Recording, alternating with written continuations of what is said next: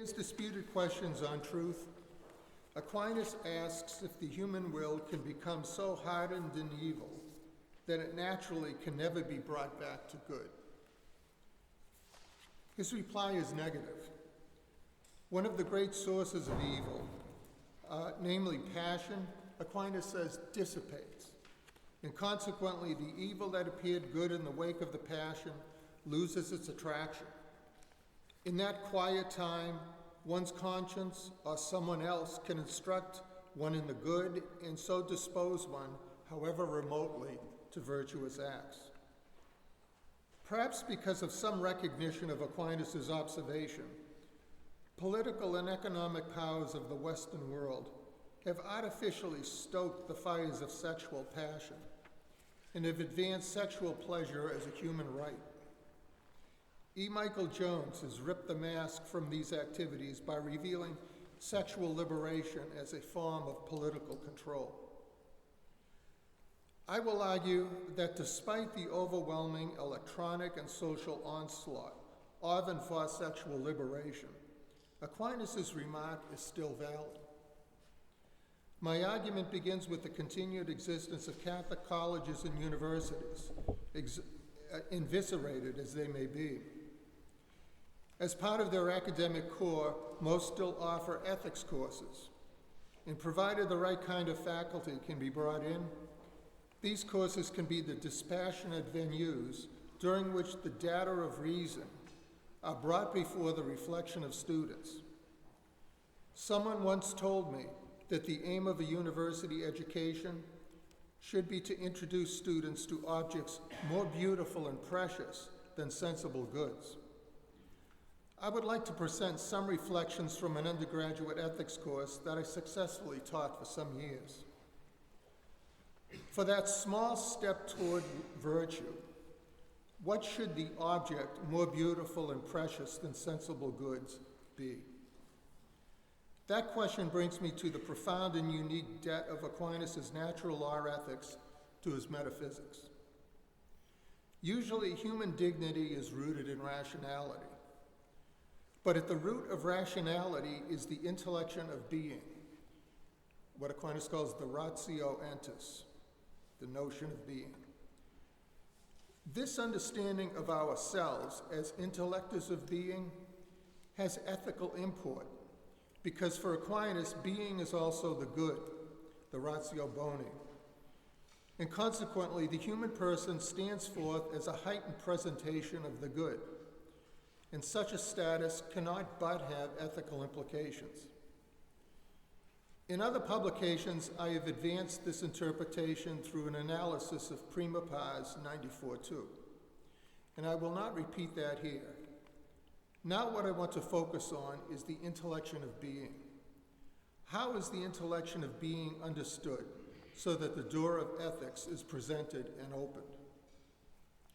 Well, besides categorizing ourselves as humans, animals, and bodies, we also categorize ourselves as beings, or existence, E-N-T-S. Right? The first three categorizations imply commonalities intellectually perceived in appropriate wider groupings of ourselves and other things.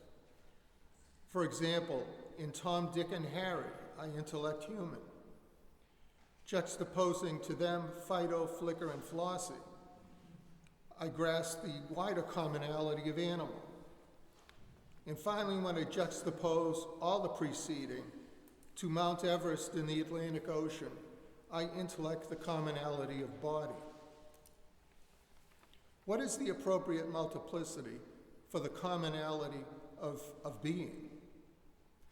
Well, it is all the previously mentioned extramental things, plus those things cognitionally existing in our sensation. For the human is never so sunk into sensation that the human loses awareness of itself. Aquinas reiterates Aristotle that we know things directly and ourselves by the way. The cognitional existence of real things is the expression of what is called Aquinas' immediate realism. In my opinion, this sense realism establishes our original notion of being to be wider than ens mobile, the subject of natural philosophy, and so able to initiate metaphysical science. Being, however, is unique not simply because it is the most wide among commonalities. Importantly, Aquinas argues that being is a non-generic commonality. We form generic commonalities by placing the differences of the commonalities extrinsic to the consideration of the commonality. So, for the mentioned commonality of animal, all right, we do not include the differences of rational and non-rational. And for the mentioned commonality of body, we do not include the differences of living and non-living. These are placed beside and outside the commonality. This approach, however, will not work to form the commonality of being. If that approach is taken, it would render the differences of things extrinsic to being and so reduce the differences to non-being. In contradiction to sense realism, reality would cease to be populated by different things. And hence Aquinas says in his De Veritate that in a generic ratio, the differences of the instances, these are rendered implicit but potentially present in the commonality. But in the ratio entis, the differences are not outside the essence of being. And so that should mean that the differences of being are implicitly and actually within the essence of being. Earlier in the same work, Aquinas had said that in forming the commonality of being, the intellect does not render the differences of being extrinsic to the ratio, but expresses or surfaces them from the ratio, indicating that earlier, when the commonality of being formed, the differences of things were compressed within the commonality, submerged within it. And so to return from the commonality to them, we surface them from the commonality. We don't go outside of it to drag them in. Now, as such then, the ratio entis appears as a concrescence of perfection, and so has a luster to it that allows it to act as a final cause and to call forth the motion of the will in relation to which being is then called the good, or the ratio boni. Now, there are other cases of this startling phenomenon of difference within sameness that I was just saying of being. For example, if I ask you what makes Rome a charming city like Paris, you will mention its ruins, crooked and narrow streets, and its gelato.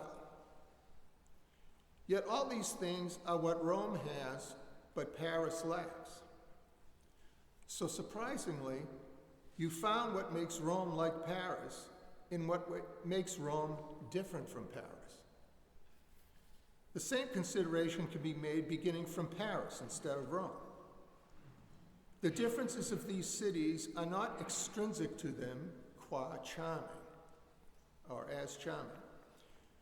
Charming city, then, is a sameness that possesses these differences of both of these cities, and who knows what others. And so, before you knew Vienna, London, Hong Kong, you would have thought that charming city, could you have ever thought that charming city could take these forms also? Would you not have been surprised by them? I mean, you would have realized you would have been stupid to say, if I've seen Paris and Rome, I've seen all there is to see of charming city. Seen those, seen them all. No. This thought is enough to generate a lifelong love of travel to learn more of the depths of this commonality of charming city. Other ordinary examples of this sameness and difference phenomenon could be provided. And they are important to present to students because just like Plato's gradual introduction to the good from narrower commonalities, Ordinary examples of difference within sameness can prepare students for the contemplation of being. For my purposes, it is important to note that the commonality of being is not equally present through things. Here I am not speaking of the standard unequal presence of being in a substance and in an accident. I have in mind an unequal presence of being among substances. Being is present in a more intense and heightened fashion in humans than in granite, cows, or daisies. The heightened presence of being in humans is due to humans intellecting the commonality. Thanks to intellection, being, aka the good, is drawn more intensely into the human instance than into others. The human instances could then be called epiphanies of being. And does not that fact make a world of difference in our estimation of the human? Does not the fact of the heightened intellectual presence of being as the good in our fellows issue to our freedom a command of respect and solicitude? We would never think of burning down the Louvre because of the precious artwork it contains. On Aquinas' philosophical analysis, the human, just on the natural plane, contains something far more precious than the Mona Lisa or the Venus de Milo. The human contains the notion of being, of which these artworks, as well as Rome and Paris, are only dumbed-down instances of the perfection of being. How much more unseemly, then, is it to disrespect the human? It is in this confrontation with the human person, understood as an intellector of being, that one has the primal experience of obligation. Other encounters with the ratio entis, aka the good, will not deliver precisely obligation. First, in itself, the ratio entis engenders a necessary and spontaneous movement of will called volition. There is no obligation here because there's no freedom.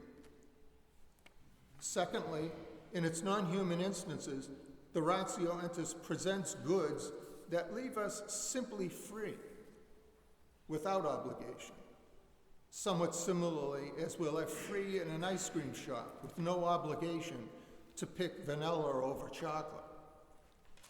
Only in its intellectual configuration, in the human instance, does being assume a guise that can provoke precisely obligation. Again, if we can cherish the Louvre because of the art that it contains, should we not cherish all the more ourselves and others because of the intellectual presence of being? Before I elaborate some implications of these thoughts for sexual morality, I need to explain a distinction that is going to be crucial for my discussion. Let me begin by acknowledging that some may object that by rooting obligation in instances that are intellectors of being, I have made ethics too narrow. Ethics would apply to mature humans only. Hence, the obligation to be respectful and solicitous would not extend to humans who for some reason could not intellect being. These humans could be the unborn, children, the insane, the elderly. But I think that this worry fails to utilize a distinction that we make all the time. The distinction is between essential presence versus actual presence. For example, an open and extended hand is a gesture that by its very character is friendly. Compare that gesture to a raised fist. Each gesture, just as a gesture, says something, and says something different. In other words, the open and extended hand is essentially friendly. But in fact, an open hand can be offered by a conniving politician. And so, for example, friendship can be absent actually, but nevertheless present essentially. Now, the essential presence of the intelligible object of being is what is true of all humans as humans. born or unborn, insane or comatose. Even though I apprehend ethics in and through the actual intellection of being, for example, in what I just went through, what we learn there must be extended even to those in which the intellection of being is only potentially, but nevertheless essentially present.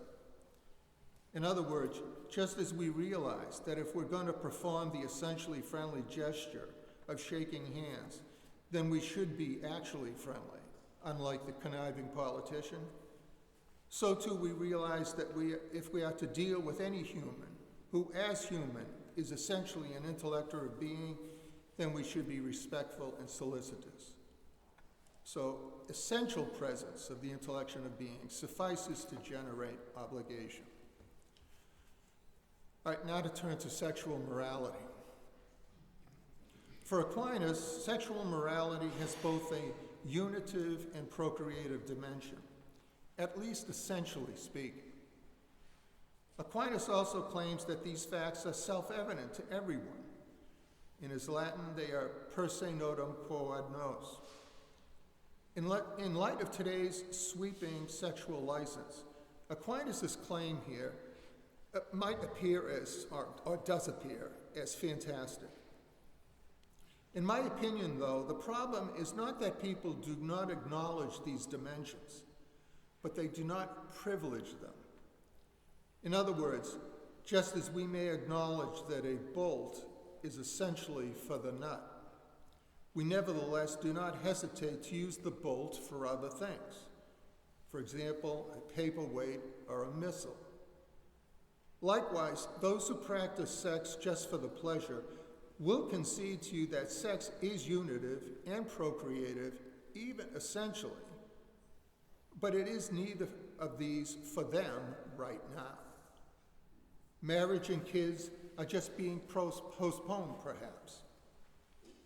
And why they miss Aquinas' privileging of these dimensions, this is something I will explain later. But in Aquinas, the discussion of sexual morality proceeds heavily from the procreative dimension of sex. I'm going to take a different tack. In my discussion of the same topic, of some topics of sexual morality, I'm going to focus on what can be said from the essentially unitive dimension of human sexuality. And what I mean by this essentially unitive dimension of human sexuality is something that you have in Aquinas, you find in Aquinas, and he calls it fides, faithfulness, I guess you could translate it as. For along with procreation, fides is the end both of natural, non-sacramental matrimony and of the sexual embrace itself, not just the vocation. By fides, Aquinas chiefly means the giving of oneself exclusively to one's spouse. In this respect, the sexual act actualizes the marriage promise to be faithful, somewhat similarly as the handshake cements a promise of friendship. All right, the topics I will be considering are as follows. First of all, monogamy. The sexual embrace is essentially unitive, okay? Other behaviors are essentially unitive too.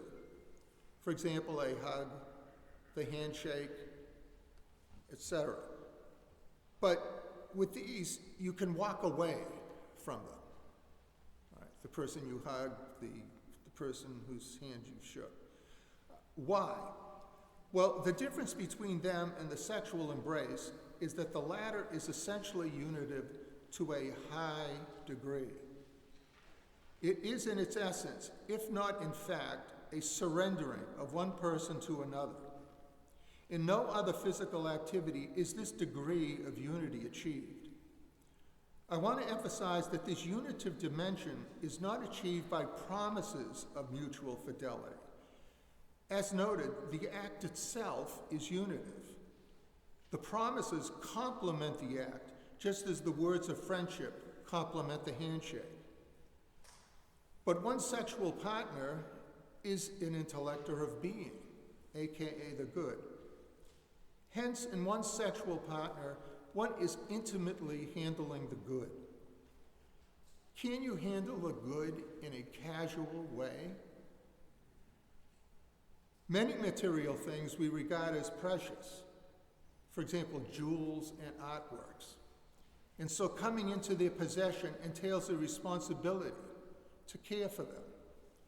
The human person, as previously understood, however, is much more precious than a simple material thing, even if it's a priceless artwork. Hence, if one is to engage in sex or to continue to do so, the appropriate context for the conducting of the sex appears to be a context of commitment. Finally, that context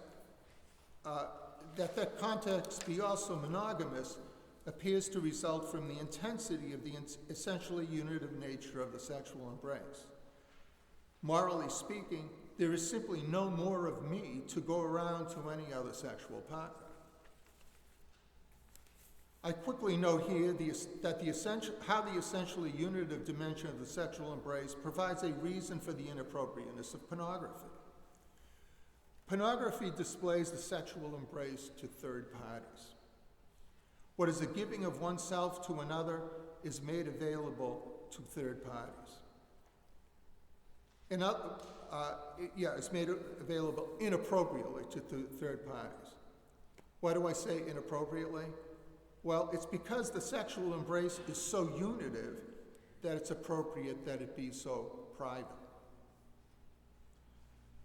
But moving on, secondly, I want to look at in vitro fertilization. The essentially unitive character of the sexual embrace also seems to entail the unseemliness of IVF. Is not the sexual embrace a far more seemly context in which to bring forth a new human being understood as an epiphany of being than is a laboratory procedure? True, given the best intention of all the participants, IVF may be actually loving, like my giving you a ride home, but can be actually considerate and accommodating. But neither the laboratory procedure nor the car ride is loving by its very nature. As essentially unitive, though, the sexual embrace is essentially loving. And in contrast to the sexual embrace, consequently, the laboratory procedure has a deficiency that can never be erased. That deficiency will always make IVF appear to be unseemly for initiating human life in comparison to the baby. This is not to say that essential love without actual love is a morally fit context for new life. No, the fit context for new life is to have both. But it does say that there are cases in which actual love cannot make up for essential deficiency. Consider how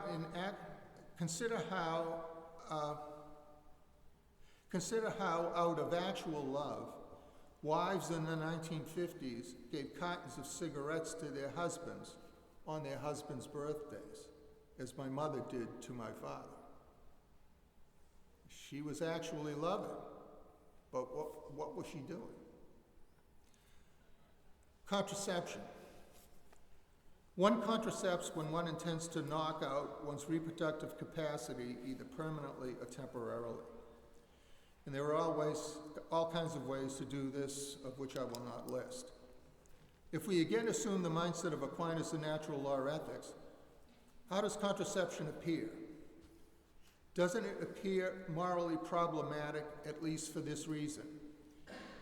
As essentially unitive, the sexual embrace intends a total giving of oneself to another. Contraception intends to mar or to spoil the gift of person that the sexual embrace essentially intends to be given whole and integral. As such, contraception would be like cracking a gift of fine china before it is given. How seemly is that? It is true that one can give one's life for another. For example, the person who is killed while pushing a child from the path of an onrushing car. But in that case, giving one's life is not intending to give it, even if one knows that one will be killed. Fourth, masturbation or autoeroticism. Is sex so essentially unitive that every use of one's genitals must be unitive? As mentioned, many things exist for something, even essentially so, but we do not hesitate to use them for something else. For example, the bolt is essentially for the nut, but we can use the bolt for other things, like a paperweight or a missile. Why not the same for our genitals? The difference between the bolt and one's genitals is not that one has an essential ordering and the other does not. Both have an essential ordering, one to the nut and the other to the opposite sex. The key difference between them lies in the value of what the essential ordering is an ordering to. The nut is just another piece of metal. The person, by the intellection of the non-generic notion of being, is a heightened presentation of the good. Hence, there is no problem using the bolt for a paperweight or a missile, but the essential ordering of one's genitals to an intimate personal union makes another sexual use of them unseemly. For in derailing his gift of self, the masturbator not only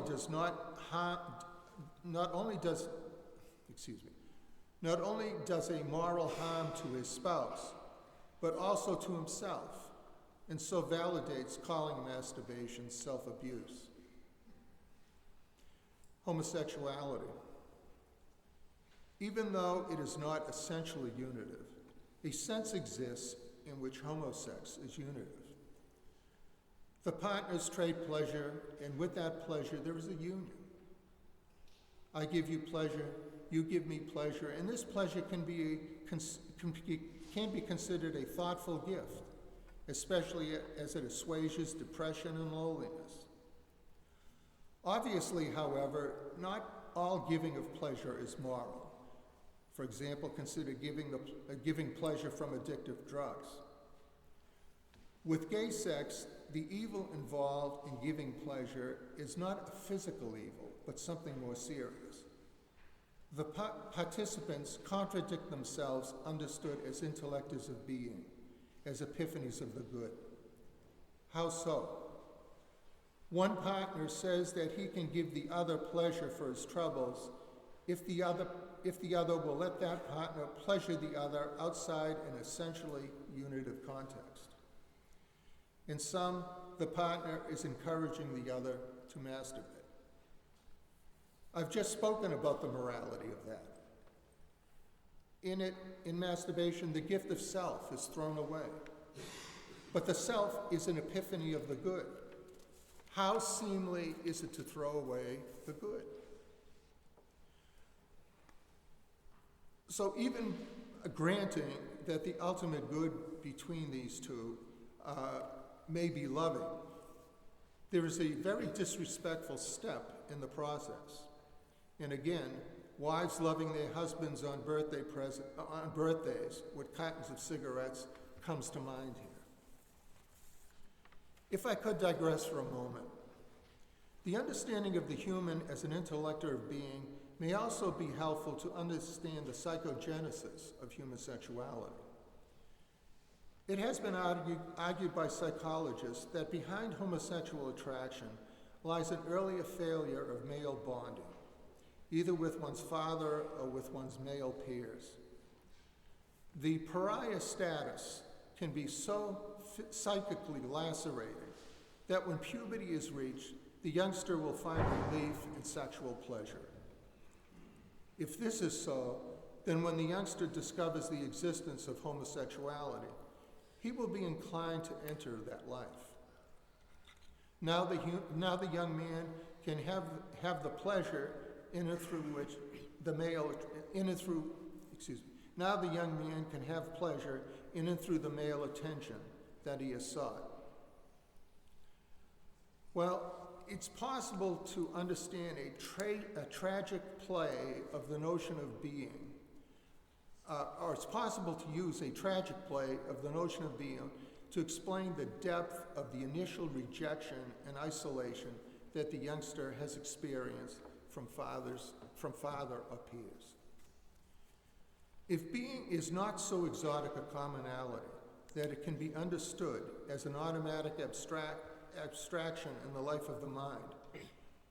It is possible that once abstracted, being becomes falsely integrated with some of its instances. And as a result, these instances acquire a value out of all proportion to the truth. They are, in my words, foized. So, for example, to the American Indian on the Western Plains, the mountain looms as something mystical. Or to Immanuel Kant, the contemplation of the starry sky immediately brings forth the thought of God. Or finally,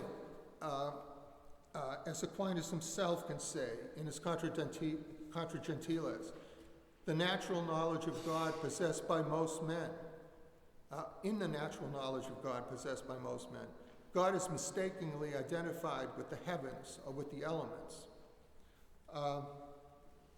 Since being is the be-all and end-all, as mentioned, then the boy's rejection of the foized father is devastating.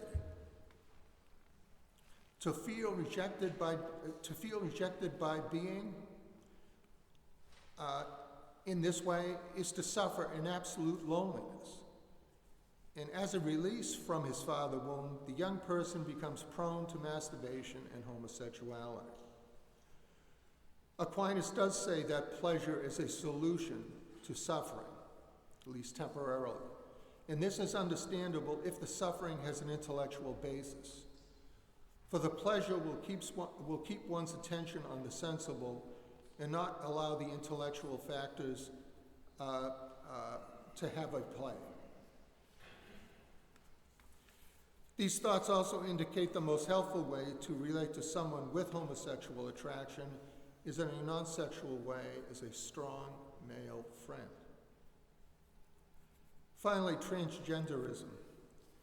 I understand by transgender someone who has a body of a male or female but considers himself or herself otherwise and undertakes the necessary medical means to change the situation in favor of the psychology. Does the approach I have been describing have anything to say to this? I think so. Again, the body has its own language. Considered sexually, our bodies are essentially a unit of persons understood as intellectors of being, aka the good. Who then would want to deny someone's ability to take part in the sexual embrace with its gift of self? But that erasure is precisely what the actualization of transgender entails. No transgender surgery can make a woman a man or vice versa. It can only destroy one's ability to love via the sexual embrace. Hermaphrodites are different. In this case, the body itself is speaking ambiguously. But it is not impossible to understand this as an anomaly from sexuality as male or female. The natural world is fraught with unreduced lines of causality whose impacts can be deleterious. That such is the case with hermaphrodites is clear from applying the above thoughts on monogamy. For if I have given myself as male to another, I cannot give myself as female to someone else. Rooted in the essentially unitive nature of human sexuality, hermaphrodites can know that they are necessarily male or female, not both. In conclusion, I have found this interpretation of Aquinas' natural law to be effective with my ethics students. They can be brought to some recognition in their own mental life of the intellection of being and its denomination as the good. Examples of narrower samenesses and difference, like charming city, can help them to rise to the appreciation of being. But best of all, they are surprised by this connection with ethics. They never see it coming, and so the defenses, especially in the area of sexual behavior, are down. Moreover, the students always knew there was something special about sex, and a grudging recognition of this is in their insistence that it be something between consenting adults and that no one is getting hurt and contraceptives are used. Atomists concede this as a hazy recognition of the primary precept of natural law to respect one's sexual partner in the procreative dimension of sexual activity. But the students have a weak grasp of the subject of this proposition, and consequently, they have a weak grasp of the bindingness of the proposition. They will not be able to understand why Aquinas privileges the proposition and what follows from it. The future of Catholic thought, I think, then, is bright in Aquinas' philosophical psychology of the human as an intellector of being. It can be used to defend Aquinas' ethics in the current debates on the permissible uses of sexuality. It also makes understandable the psychology of those who disagree with Aquinas' ethics, and so reveals openings in and through which a Thomist can begin to dialogue.